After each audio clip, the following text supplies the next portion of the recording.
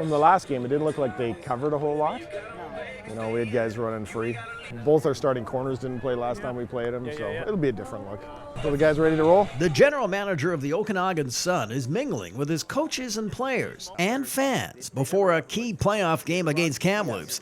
Jay Christensen is a familiar face at the Apple Bowl. He played 4 years as a receiver here in the early 80s and was a perennial all-star. He coached in Kelowna for 10 years, 7 as head coach, highlighted by a national championship in 2000. Now the GM role is one he relishes. The best part of it is the people that theoretically report to me are all fantastic volunteers doing a great job. So really I have limited things that I have to do. I just really get to come out and be super fan. And superfan he is on this day as the Sun gear up for the rival Broncos. After retiring from playing, he didn't necessarily miss the grind of the game, but rather the camaraderie of his teammates. It's not the running in the off season, getting beat up on game day. It's the guys, and fortunately, when you step into this program, you got 50 players or 60 players, and 20 or 25 support staff that are immediately you're part of, and they're there for you, you're there for them. So you can't do that, right? That was a forward pass and they chopped him. During his playing days for the Sun, Christensen established numerous club records in receptions, yards, and touchdowns. But it was his debut game he remembers so vividly today. I was lucky enough to score 3 touchdowns, and I think that really kind of vaulted my junior football career, gave me the confidence I knew for the next 4 years. Christensen went on to a stellar 10-year CFL career with the Stampeders, Lions, Eskimos, and Ottawa Roughriders.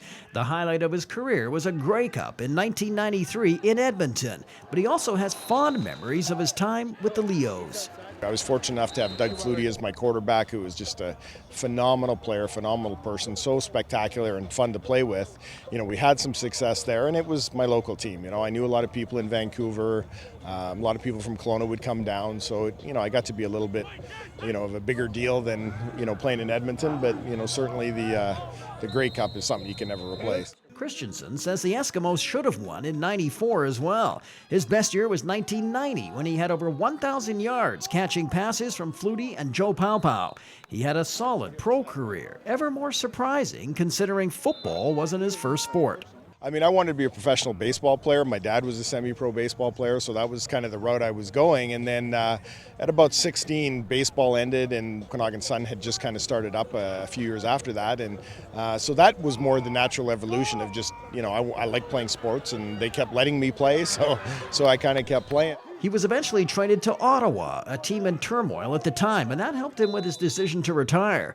He ended up as the offensive coordinator for the Sun in 1999 and was named head coach in 2002. He enjoyed coaching more than playing. When you coach, you now can touch everything and have effect on everything. So I really enjoyed the challenge of coaching. That's one of the best long balls I've ever seen. And his coaching dream isn't quite over just yet. It pulls me. I enjoy working with the players. I don't think I'd want to come back as a head coach because, at the head coach, there's too much business, off-field stuff that comes with it. Just to come out on, at practice and game days and coach, maybe a position I think is in the future.